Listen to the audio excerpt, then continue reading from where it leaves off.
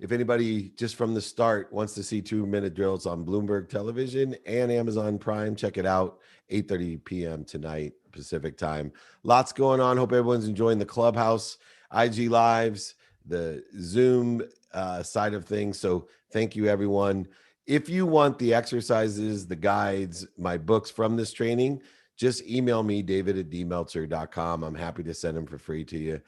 You can download the playbook. All the replays of the millionaires, billionaires, entrepreneurs, celebrities, athletes, entertainers are there, plus all the training. Next week training, by the way, is blending persistence and patience. But let's get this thing started, everybody. I love that. Faith-filled Fridays. You got it. Faith, by the way, is the moderator between the truth and your perception. Give that a little bit of a thought today. We're going to talk about asking and attracting, a great blend of two different variables that make us successful, passionate, purposeful, and profitable at what we do. You need to ask for what you want. One of my favorite NFL players of all time, Bensie Glenn, who worked for me on several occasions, said, Dave, you ain't going to get unless you ask. You can't ask big enough. You can't ask often enough. You can not ask enough people. So it all stems for me in an ancient Chinese proverb.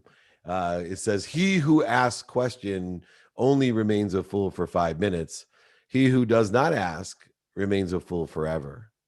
And so we need to be more interested than interesting. One of the biggest ways people are handicapping themselves today is by being too afraid to ask questions. They don't feel worthy of it, or they're worried to be separate, inferior, superior by asking questions. While there's plenty of knowledge all around us, more than ever before, to be gained, it would be foolish to think that we can simply gain everything we need to know from firsthand experience.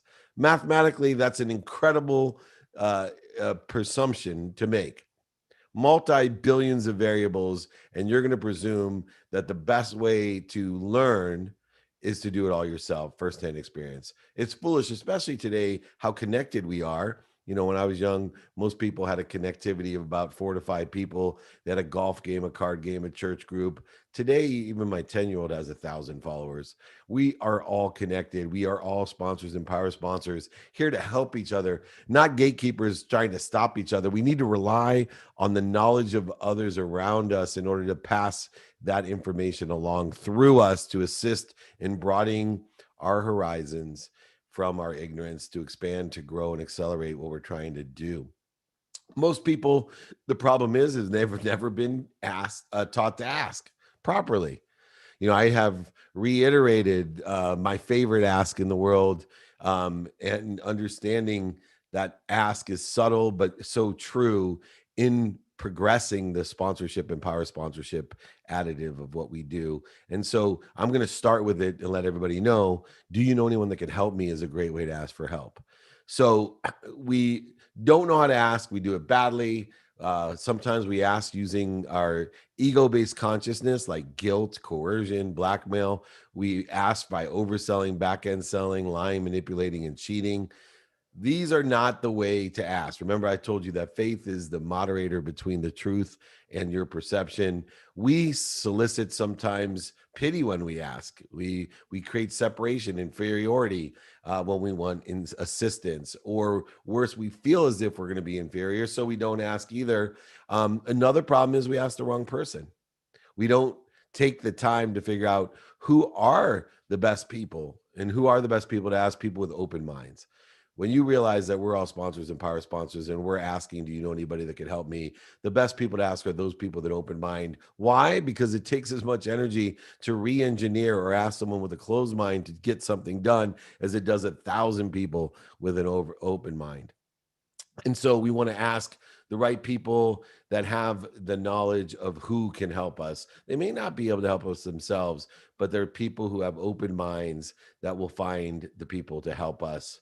And so that's who we're trying to ask. My whole paradigm shift of success happened when I stopped trying to find the exact right person to ask. Instead, just finding people with open-minded, surrounding myself with people with open-minded, joining groups and clubs, and going online with open-minded topics that allowed me to ask that simple question, do you know anybody that can help me? You need to let go of the interference of humility. Uh, so many people have been humiliated by asking. I started one of my first asks, I didn't even ask. At sixth grade camp, I asked my best friend Rob if he would ask, who's now my wife, by the way, this really wonderful, beautiful, unbelievable 12-year-old at sixth grade camp to go study with me. And she humiliated me. Well, actually, my friend did because she said, no, tell him to ask me himself. And he said, dude, she said no in front of everyone. And so I threw an egg at her. My whole life could have been different if I didn't know how to ask and be persistent. And, almost 15 years later, re asked myself. But what I learned by asking is number one, be straightforward, carry 120 energy. You are providing and articulating quantitative value to exceed what you're asking for. That's the key ingredient and component of making sure that you should be asking by carrying the energy of 120 and articulating the quantitative value effectively. You need to be straightforward and know your what. And in order to know your what, you need to know and value your personal what, experiential what, giving what, and receiving what, and be able to transcode that into actual articulation, meaning speaking of a quantitative value to exceed what you're asking for. If you can do that, you can be very straightforward and say, hey, I'd like to give you $100 of value. Can you give me $20 of value back? Ask in specific terms. Don't talk around issues. Don't oversell, back end sell. Talk specifically. So many times we lose the number one reason that people will do things for us because of what? Credibility, not emotional attachment. That's number two. Because of credibility, and we lose our credibility if we're not specific on what we're asking for. We lose. How many times do people ask you things and you have no idea what they're asking for? Especially those out there that may be coaches or mentors or parents. And how many times we say, what are you asking for? What exactly can I do for you? Uh, know how big of an ask it is. And you can't ask too big, but know how big it is and know who you're asking and what networks they're in and how they can be of service to you as a sponsor or a power sponsor. And don't micromanage the ask. Don't overthink the ask. Don't overanalyze the ask. You never know who's connected to who. You could be sitting at a stop sign. You could be sitting on a bus stop. You could be waiting in a line at the Starbucks. Open up a conversation to what? See and be more interested if what? The person has an open mind in order to effectuate a statistical success of asking that open mind who's probably surrounding themselves with like minds, other open minds. Do you know anyone that can help me? And one of the other big questions about asking beyond micromanaging, and I deal with this every single day, who here has difficulty knowing how often to ask? When we haven't gotten an answer. I have a 3 no rule to determine how often I ask. And I allow the universe to help me determine as I ask the first time and I don't get a response or I don't get an answer of yes, then I ask a second time if I don't get a response or an answer of yes or some other thing gets in the way. And then finally, the third time, I let that person know that I'm going to go ask some other people and that this is the right time or emotion or value I haven't articulated.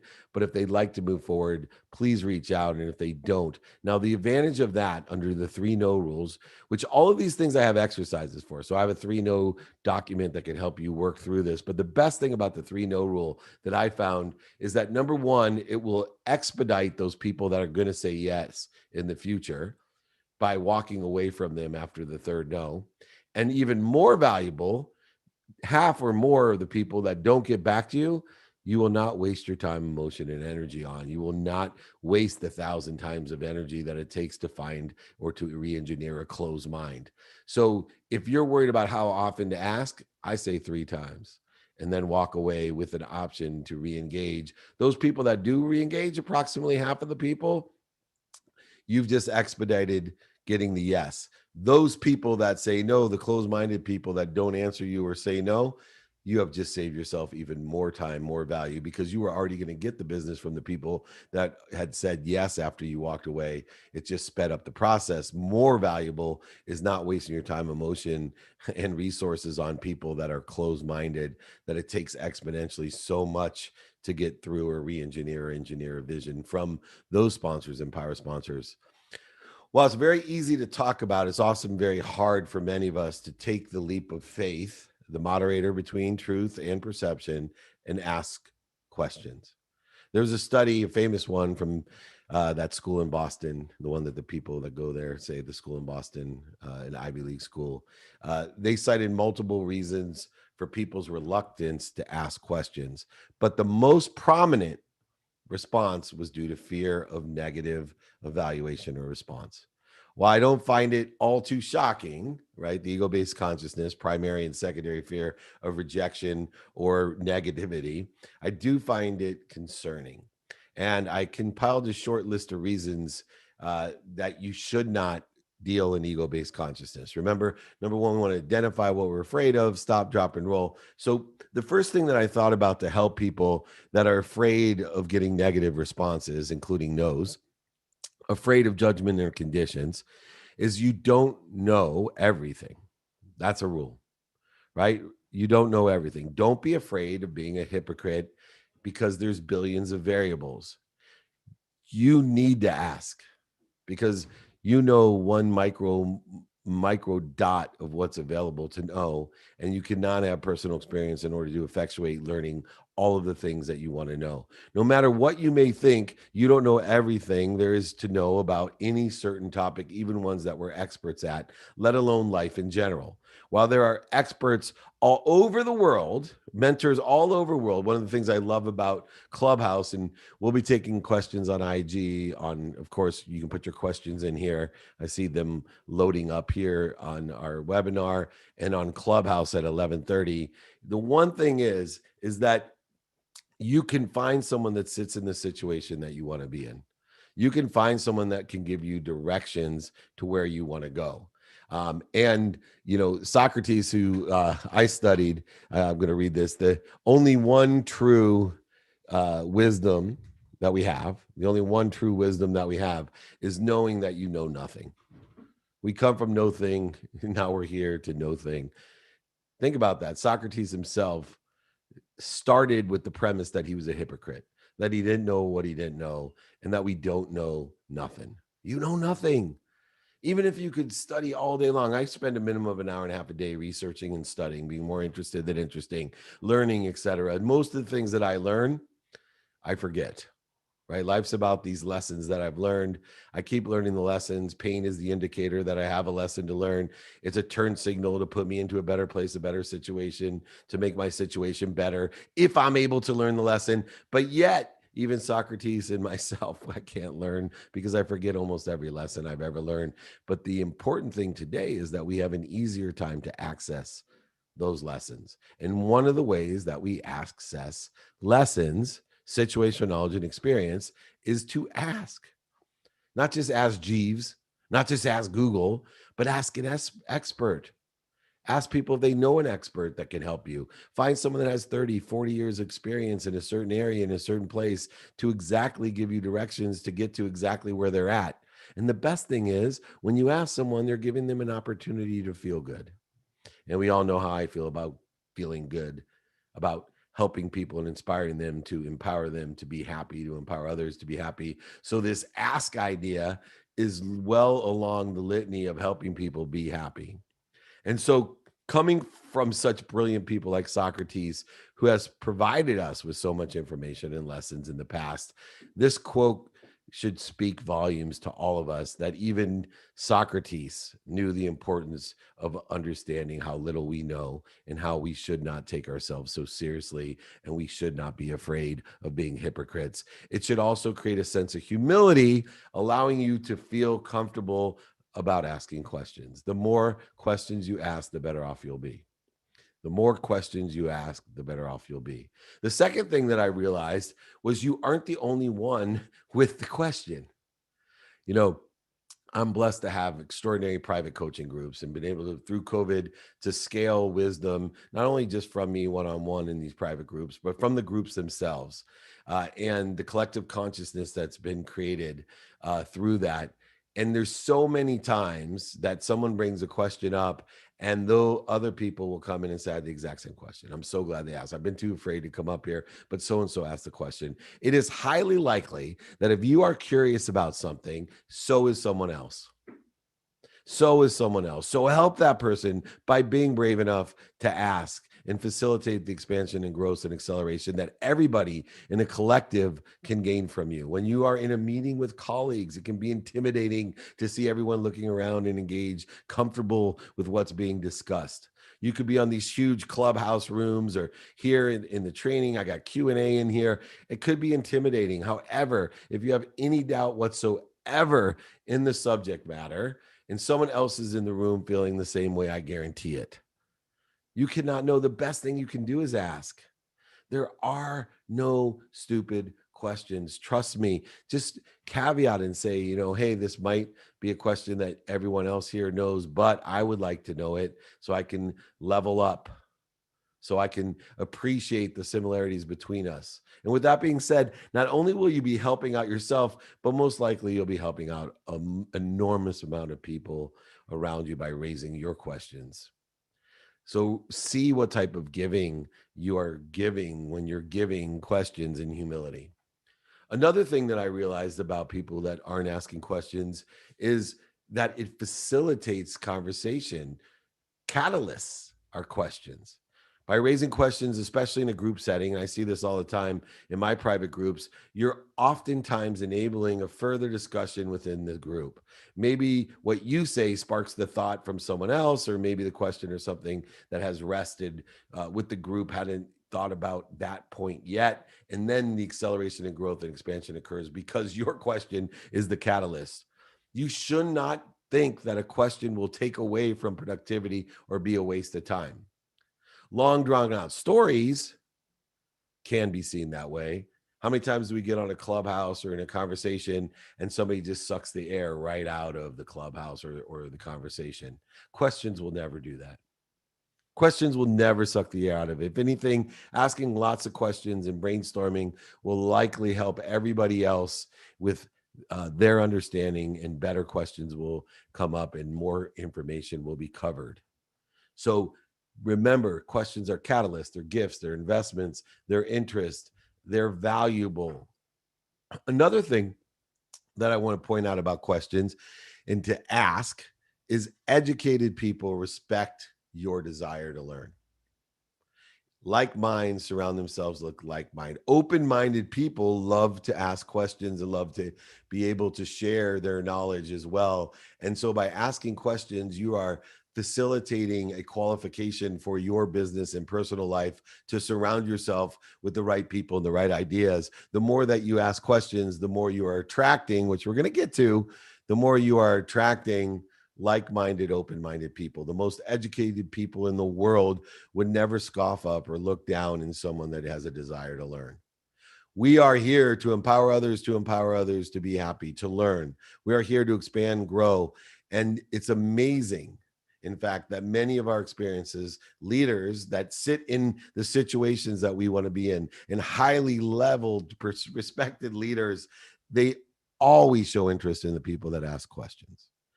Look at your professors. They will align and adhere to the people that ask the most questions. While you may be worried that it makes you look less intelligible, it actually is making you more intelligible, more intelligent, more interested than interesting. Your desire to learn shows, and the questions you ask are the first step in fulfilling that desire. Lastly, before I get into the attract side, we will be asking in person every day. And it is a practice, it is a muscle, it is a discipline. You need to ask in person every day. Look and seek for the right people to ask. You know anybody that can help me? On the phone, you need to ask via text and voice and voicemail. Remember, when you're asking via voicemail, the only thing you should be asking is to get the person to call you back. 80% of the people don't answer. If you're not an expert at getting people to call you back, you're missing out on great efficiencies, effectiveness, and statistical success. I teach a course and have an exercise on toughness in telephone. If you want that, just email me, david@dmeltzer.com. I will send you the best of the exercise, toughness in telephone, how to get people to call you back. Remember, 80% of the people don't call or email you back. How do you do it? You have exercise for that. You're not going to get it without asking in person, on the phone, via email. I check my sent box every day to see how well and how disciplined I am, how I am practicing and walking the walk, how in what level of a hypocrite I am by looking and seeing how many emails have an ask on it. When I get spam, people laugh at me. I get a lot of spam, probably you do too. 1 out of 10 people that spam me end up doing something with me, coming to my free trainings, getting my exercises, guides, books, downloading the playbook, sharing it, coming to a speech of mine, getting my books for free, whatever it is. 1 out of 10 people that are trying to spam me end up engaging with me. Why? Because everybody that emails me gets a response, at least with an ask. Do you know anybody can help me? I do free Friday trainings every Friday. I have a playbook that has those trainings if you miss it, to empower over 1 billion people to be happy. Ask, ask, ask, ask, in person, on the phone, and via email. And then finally, how do we deal with social media and the internet? You need to, number one, make sure that you're utilizing traditional media and then capturing that.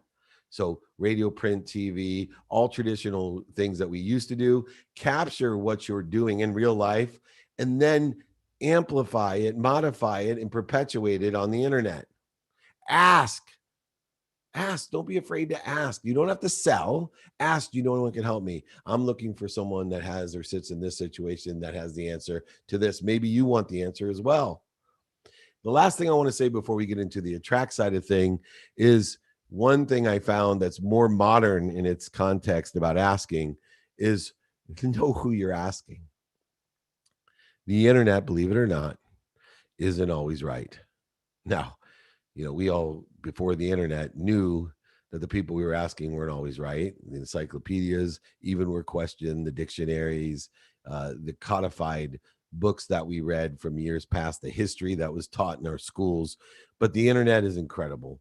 With the advent of services like Google and Answers.com and Ask Jeeves, people sometimes think that they should be able to find everything we need to know via the internet, in person, on the phone, via email, not necessarily the internet. However, we know the internet isn't true. Nowadays, it's become extremely easy to host websites and circulate unverified information to the public that can be a tall task for figuring this out. And utilizing that uh, is where the trusted human element is being discounted.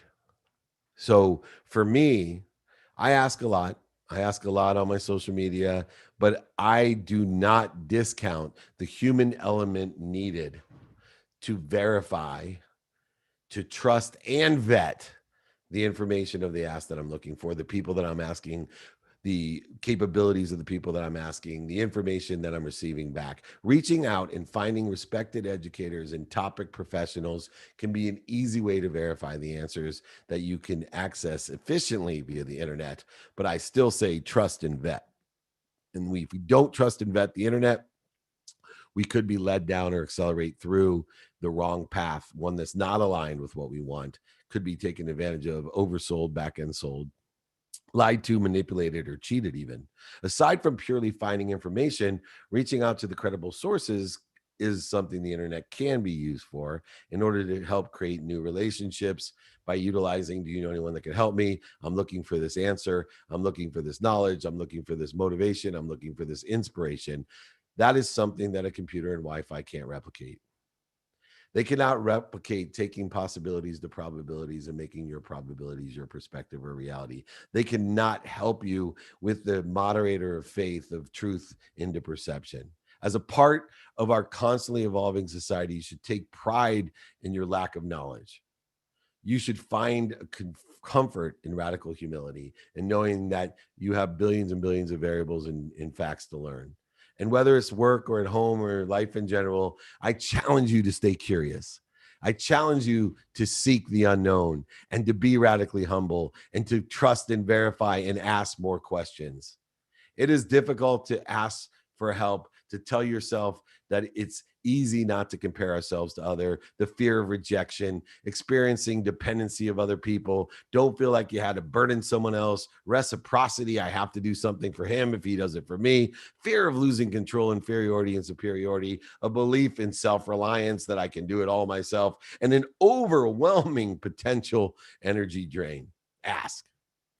Find the most simple way, because if you ask, we can utilize all the laws of the universe.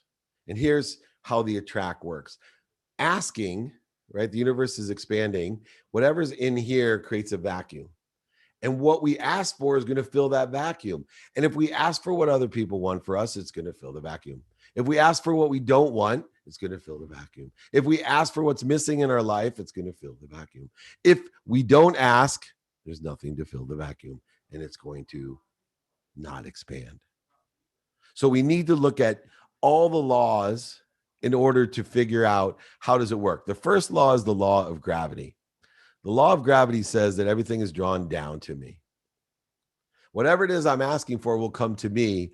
The law of gravity, if I throw it up, it will come down. If I throw the question out, push it out, whether it be online, in person, on the phone, or email, it's coming to me. Law of gravity is ignored in the law of attraction. So we ask, trust the law of gravity. Then we utilize one of my mentors, John Asseroff's favorite saying, the law of GOYA.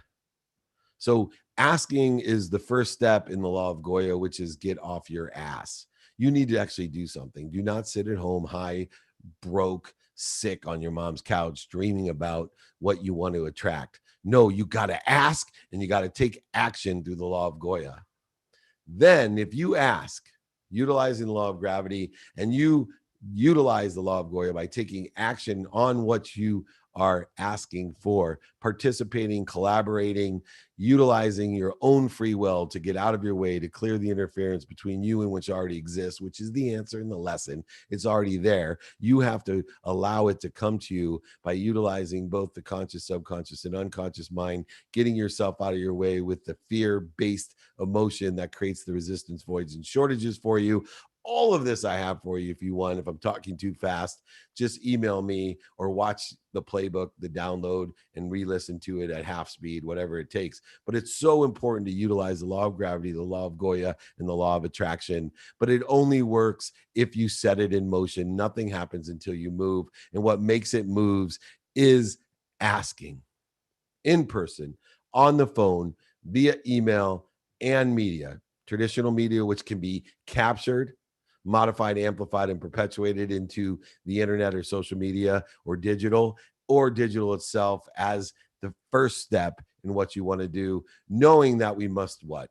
Trust and verify all the information. You will elevate yourself and others by asking. You are giving a gift not only to yourself, making an investment in yourself, but you're making an investment in others and allowing them to invest in themselves. One of the things when I'm coaching that I feel the biggest hypocrite about is I will give advice. Sometimes I know the situational knowledge and sometimes I channel it to people, but I'll give the advice and I'll think to myself, man, that's a good idea. I should really do that. Well, I'm giving everybody here a good idea today. Please ask and attract. Utilize the law of gravity, GOYA, and attraction to get what you want rapidly and accurately. Ask in person, on the phone, via email and media.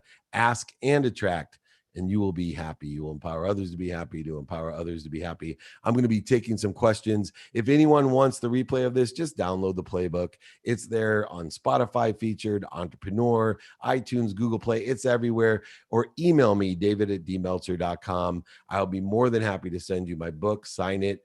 I'll pay for shipping. I'll give you my exercises, my guides on all of these different concepts. Not a problem. Just reach out to me. We're going to take some Q&A now. I want to thank everybody for joining. Got tons of questions to go with.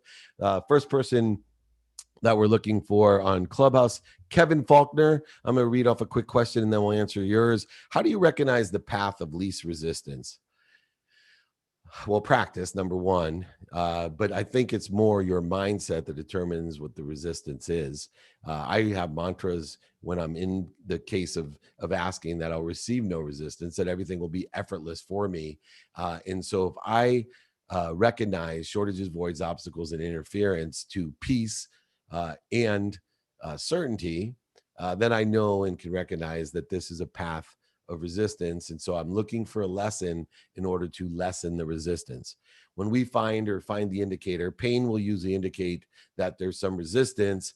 If we find the lesson quickly, it will indicate and lessen through the lessons, the resistance. All right, Kevin, welcome to the Clubhouse. It's our Q&A. What question you got for me? Yes, sir. I appreciate you guys having me on here. No problem. What do you got for me, my brother? So, as far as mindset goes, what I have learned, I went through a lot as we all did in 2020, and in a short period of 6 months, I have went from basically skid row to doing better than I've ever done in my entire life. And what I attribute that to is joining a mentor program. So I really wanted to get your thoughts on and let you elaborate for a few minutes on what your background is from your beginning with mentors and how you got your start with your first mentor. Great. So, looking at mentorship, obviously a big part of my life now. I was resistant to understanding I had mentors. And I see this in a lot of professional athletes, especially when they get out of playing and they come and they start into the entrepreneurship or business or finance and they start talking about mentorship or coaching. And their initial reaction is, no, man, I don't need that. And that's because of some of the reasons that we're talking about today, asking for help, humility, and things. But when you sit down with someone and explain to them, the fastest way to get to where you want to be is find someone that's already there to give you directions. And you, especially athletes, when they're sitting there and you say, have you had a coach before? Yeah, since I've been 5 years old. Then why don't you think you need one for business? Why don't you think you need one for engineering? Why don't you think you need one for spirituality? Why don't you think you need one for meditation, yoga, fitness, nutrition? And it goes on and on and on when you find the people that sit in the situation that you want to be in. So I found that early in my career that I had mentors but didn't acknowledge them. I had mentors that were forcing themselves upon me, and sometimes I had resistance, and I called it micromanaging. Which, if you're being micromanaged by someone, say thank you. That means they really care about you. Worry if they're leaving you alone, personally or professionally. If they're micromanaging you, thank goodness they're trying to give you the knowledge that they have. Doesn't mean you have to agree with it, but be acceptive, understanding, and grateful for the knowledge. Everyone out there should have at least three mentors, people that sit in the situation that they want to be in. As soon as I completely surrendered and understood that I already had and I am connected to everything I need in a world of more than enough, I allowed mentorship and coaching into my experience. And let me give you the difference. A lot of you may wonder what the difference between a coach and a mentor is. Um, I finally got a good answer the other day. So, coaches bring the best out of you, and a mentor gives the best of them to you. So, a coach is going to bring the best out of you. A mentor is going to give the best of them to you. And so, I think you should have coaches and mentors to put them upon the skills or capabilities, knowledge, and desire that you have, aligned with, like you said, what's doing well today in the pandemic, what's stable in the pandemic, or what do you think is going to be doing well after the pandemic. Everyone out there should have mentors. If you are looking for one in a certain area and you can't find them, email me, david@dmeltzer.com. Join one of my groups, come to free trainings, download the playbook, whatever it takes. Use whatever you can as a mentor. Two of my biggest mentors in my life are dead. Wayne Dyer, Dr. Wayne Dyer, Power of Intention, dead. I have him teach me every day. Every day I'm sucking the knowledge out of him. He's a mentor. And then, of course, Napoleon Hill, mentor of mine, sucking the knowledge out of him. Be a coach, be a mentor, find a coach, and find a mentor. What a terrific question to start off, Kevin. I thank you so much for bringing it up. Yes, sir. Thank you for taking time to answer my question. It's an honor to be up here. It's an honor to have you. I'm going to bring up Carolina Porto, and I'm going to answer a question while we wait for her to come up here. Are there any shortcuts to feeling inspiration that you've discovered? Some quick reminder or a trick to feel energized or passionate? Well, number one, I don't believe in shortcuts, right? I always think about if I'm cutting the line or taking a shortcut, all that means is I'm going to have to go back to the end of the line. But I do know that there's ways to refocus in what we do, a shift in the paradigm, a shift in perspective to feel more energized and passionate if that's my what.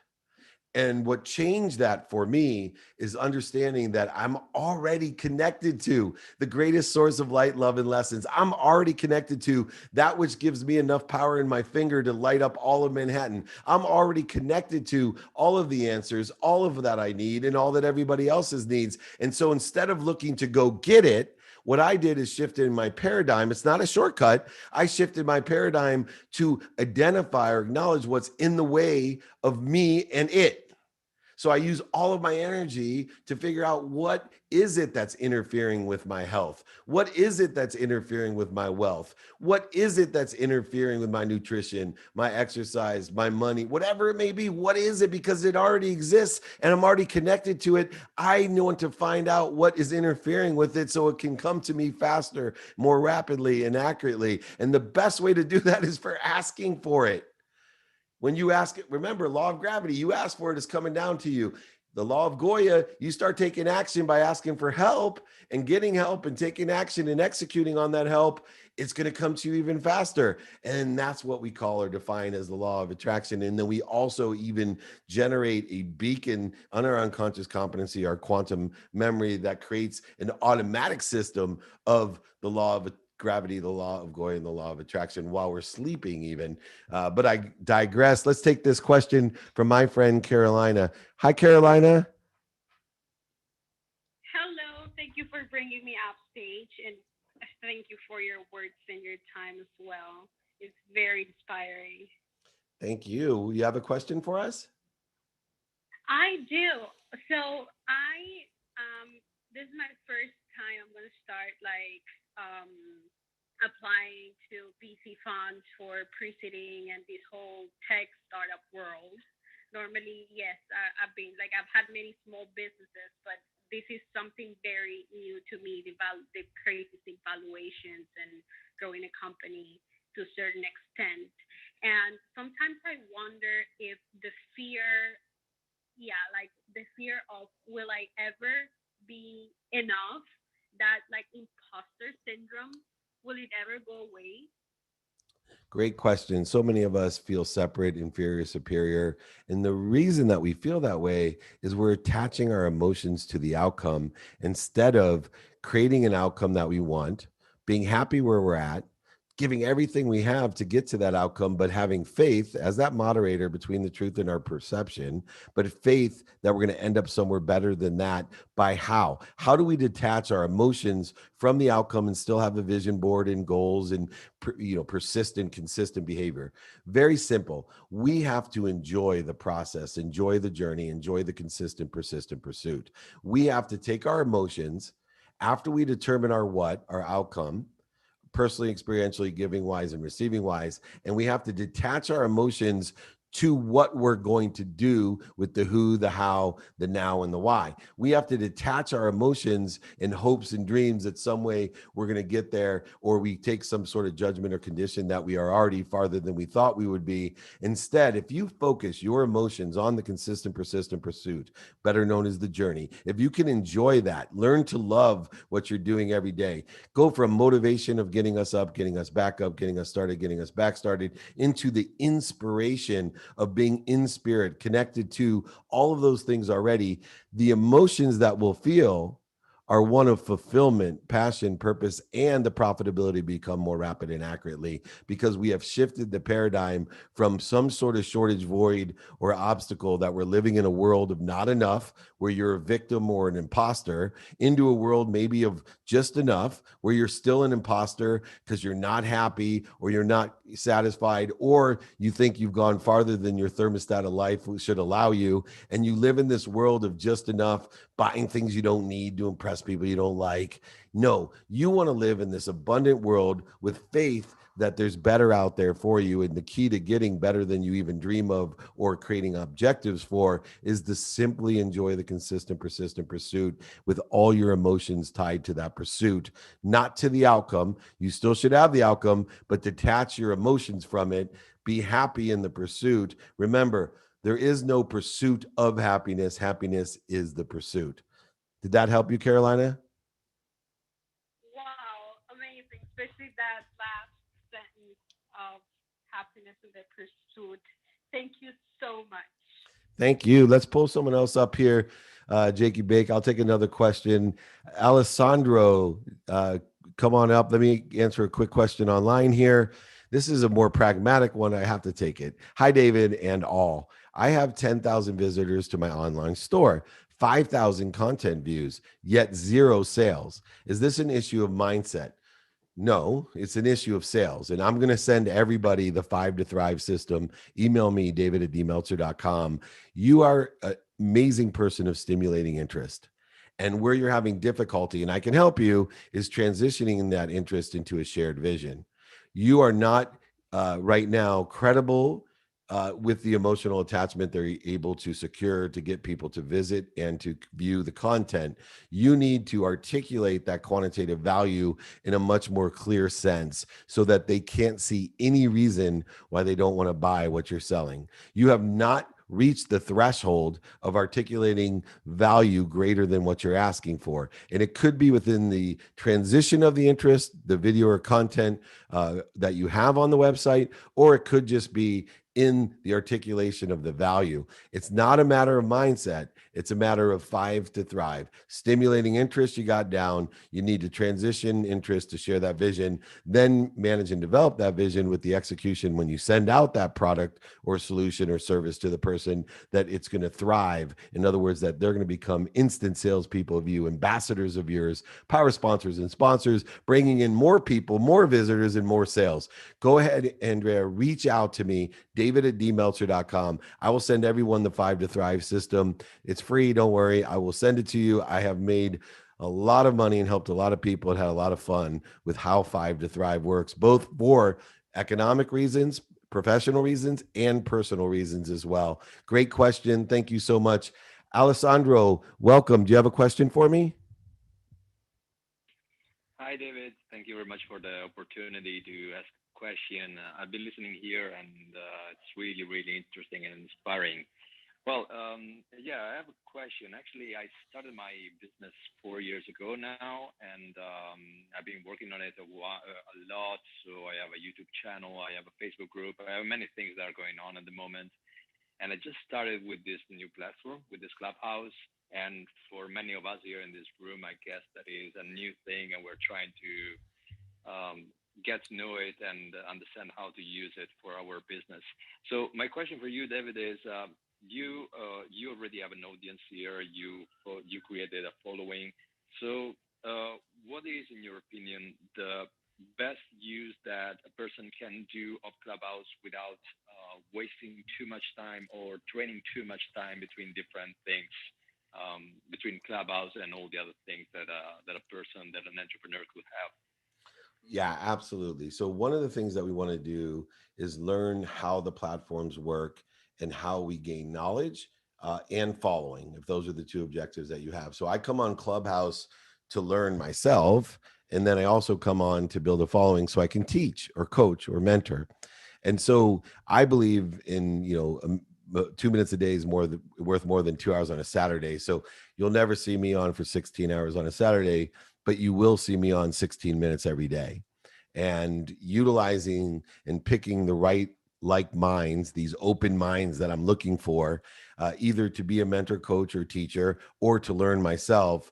I then target each day a minimum amount of time to spend on the variable platforms that I'm on. Clubhouse, for example, I give a minimum of 10 minutes a day.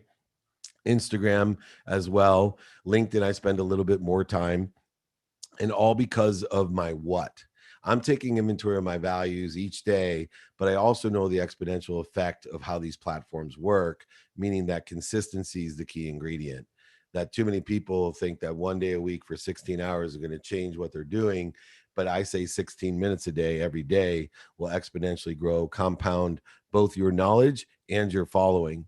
And if you pick and choose which platforms best suit you, you will be able to determine and prioritize the time that you spend every day on each of these platforms and the what you're trying to get out of it personally, experientially, giving wise and receiving wise. And I think too many people go in under the guise of TikTok being entertained, and instead of seeing them as specific tools to learn and teach. I think when you realize that that is the format that Clubhouse has, where TikTok is an entertainment, if that's what you want to give a minimum amount of time to entertain, that's beautiful, that's fun. I am all for it. I use other forms of entertainment. I use each platform specific to the spectrum of people that are on it, how I can teach and learn, and then move forward under the context of doing it every single day. Hopefully that helps you get started. Remember, just look for 2 people a day. It'll grow very quickly. Does that sound fair? Yeah, definitely. Thank you very much for your answer. It's pretty cool. Awesome. Trying to be as valuable as possible as I can, handle as many questions as I can. If I'm talking too fast, remember, just download the playbook. You can listen to it in halftime speed. I know I'm talking fast, but I want to get to a lot of people and drop as many nuggets as I can to help as many people as I can, especially when you're doing a training on asking and attracting. It'd be terrible not to answer. Once again, proving I'm a hypocrite. Catalina Park, why don't you come up and ask me a question? I'm going to answer this question right here. How to be more confident when making an ask? For me, it's all practice. I, I practice my ask and I have it down. Do you know anybody that could help me? But I know my ask. I will also coach, meaning bring out the best in other people's asks, right? Mentoring is when I'm receiving, giving my knowledge, and coaching is when I'm bringing the most knowledge out of the person. So confidence comes from having clarity on what you want to ask, balancing your what, your personal experiential giving and receiving values, and then having clarity, balance, and then focus, right? And remember, Dave Meltzer's philosophy on focus. You can only focus in on one thing at a time. So I also practice refocusing. So it appears as if I'm multitasking, but I'm actually beating the speed of light. And with my thought and thinking about 2 things very quickly back and forth makes it appear like I'm multitasking, but you can only focus on one thing. So what you want to do to be more confident is practice, which will give you clarity, balance it between your values, get focused on what that question is. Do you know anyone that could help me, for example? And then allow yourself to have that confidence in asking in person, on the phone, via email and media. Catalina, thanks for coming up. Do you got a question for me? Thank you for having me. Yes, I do. So I am a mindset coach to coaches, and I wanted to hear your take on or your experience and what is the biggest mindset shift that you made, and how did you recognize it and embrace it to make the most out of your potential, and what inspired it? Wow. What a amazing question. I hope a ton of people out there have this question because I always love to touch on this issue is what changed or shifted my paradigm, my quantum shift in life. What exactly? And for me, it was the relationship between 2 currencies and how it applies to receiving. So the first currency that drove my life since a very young age was the currency of money. A currency is an object of energy in which we put into the flow to get what we want. And so I was hyper focused with my attention and my intention to create the coincidences around money. I wanted to be rich. I thought money bought happiness and love. I wanted to help someone with that money. I wanted to buy my mom a house and a car because I grew up broke with 6 kids, a single mom who worked 2 jobs, and it broke my heart how much she did for all of us with unconditional love and no expectation. And meanwhile, set upon a journey in that currency, the biggest shift in my paradigm was understanding the second currency and how it applied to the first. The second currency that I learned later on in life from some great input mentors and coaches is that the currency of faith. And I don't necessarily mean or to separate anyone in a spiritual religious sense. You believe what you believe, but everybody's inspired and has faith. And that faith is an object of energy that puts into the flow and gets you what you want. And when I learned to blend through my understanding of receiving the currency of money, right? I always say money doesn't buy love or happiness, but it allows you to shop. And if you shop with faith, you'll buy the right things that make you happy. So money is important, but you need a blend of that currency with the blend of faith. And when I realized that no longer would I have trades, negotiations, scarcity of living in a world of not enough or just enough, buying things I don't need to impress people I don't like. But once I could shift into a world, an abundant world of more than enough of everything for everyone, where I could be confident in the fact that I am happy. And this is where asking comes in. So it's why it's such a pertinent question. When I'm confident that everything I receive comes through me with my appreciation, my value added to it, and give it away. In other words, I live in a world of more than enough where everything comes through me by asking in person, on the phone, via email and social media, asking in conscious, subconscious, and unconscious ways for what I want, currency wise, faith and money wise. But I'm asking for only one purpose with 100% confidence, balance, and focus, that I am asking to receive so I can give it away. I'm not asking to give so I can receive, which is what I was taught and thought I was a philanthropist, a humanitarian. I thought I was just such a great guy because I was always giving to receive, which was just a trade and negotiation that existed in a scarce world. Instead, I live my life in full currency between faith and money, that everything I receive comes through me with appreciation to give away. I am here from nowhere. I am now here, and I will be back to nowhere. And I have a jacket with no pockets in my closet that my dad gave me, and I hated him for it. That reminds me every day that I'm not going to be the richest man in the cemetery, and there's nothing to take with me. And my entire existence here is to allow things to come through me with appreciation to give it away. I am here to go from nowhere to now, here to nowhere, giving my life away. And that's the key to asking, because you can't get unless you ask.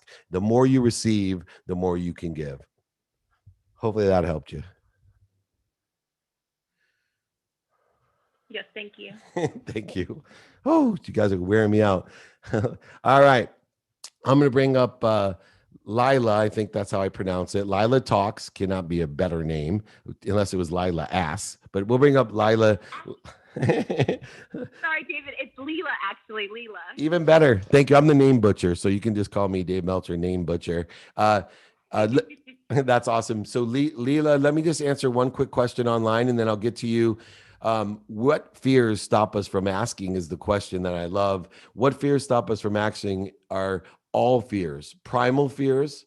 So the primal Freudian fears, which everyone knows, the need for feed, flight, fight, or the other F word that means procreate. But even more distinctive are the secondary needs that stop us from asking.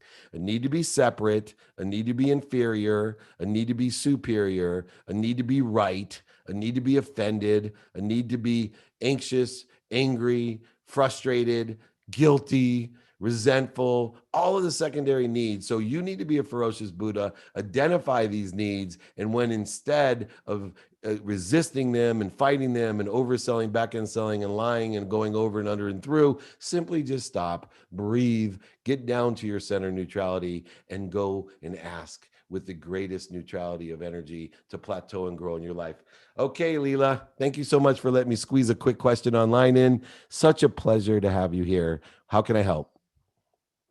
Yes, well, one, I love your energy. It is totally energizing me over here. So thank you so much. It's like, a jolt of energy. So, um, so I'm an entrepreneur and I coach others and I share that content on my YouTube channel.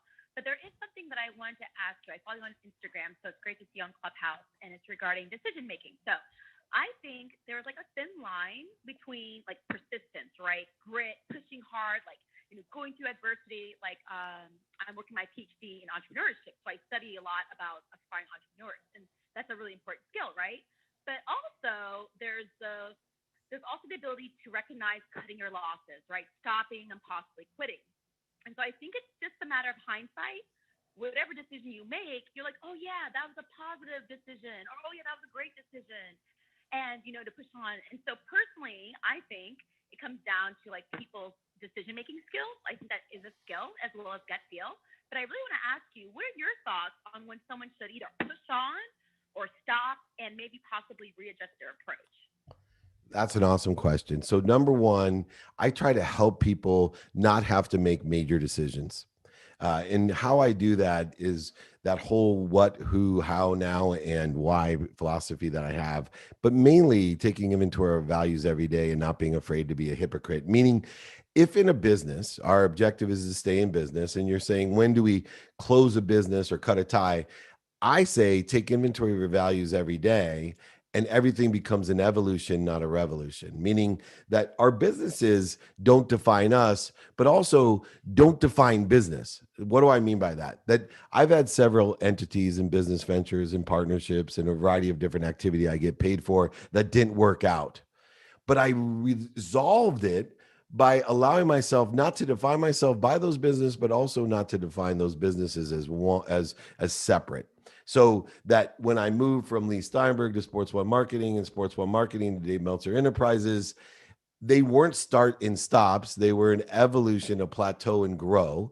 Pain itself and the successes and failures that were created that resulted in pain was just an indicator, a turn signal for me. And so every business that I am involved in is a morphosis of the other businesses. Why? Because I'm taking lessons every day by taking inventory of my personal values, my experiential values, my giving values of productivity, accessibility, and gratitude, and my receiving values of what I want. So each day, as I get closer or farther away from maybe what other people call pivoting or changing names of businesses or changing careers, industries, professions, whatever it is. And if you look at the history and connect the dots backwards on my career, it's a, shit show, monkey shine, who knows what you call it. But I don't know how I ended up wanting to be a football player, a doctor, a lawyer, graduating law school, selling in the internet, to CEO of the world's first smartphone, to the notable sports agency, to marketing media, to personal brand, TV, movies,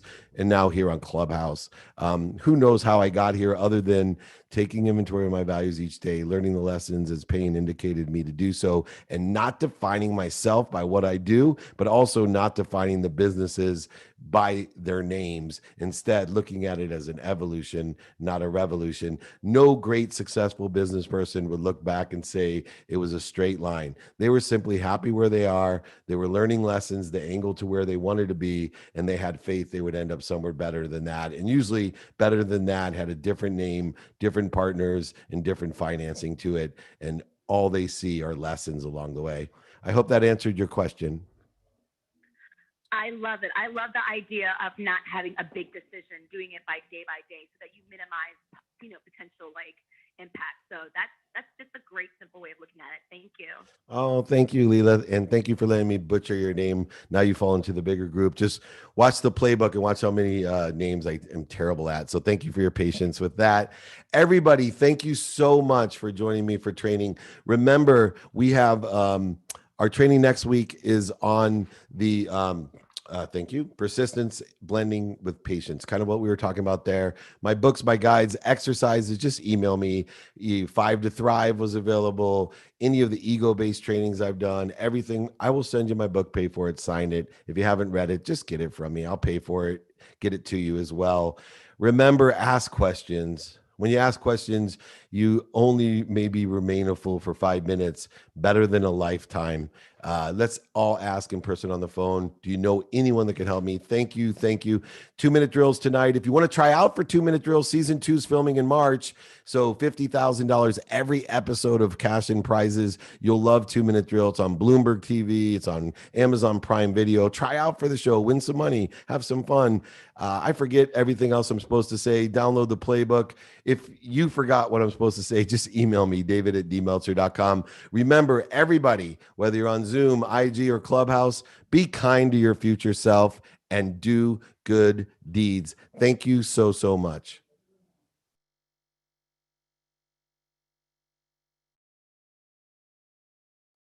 This January comes the next hit business show, 2-Minute Drill. 4 companies will have 2 minutes to pitch their business, competing for $50,000 in cash and prizes. Will they rise to the occasion or crumble under the pressure? You want to give yourself a critique or what? Crunching your way to a healthier new you. This is a great idea. Too bad you have it. David Meltzer hosts 2-Minute Drill.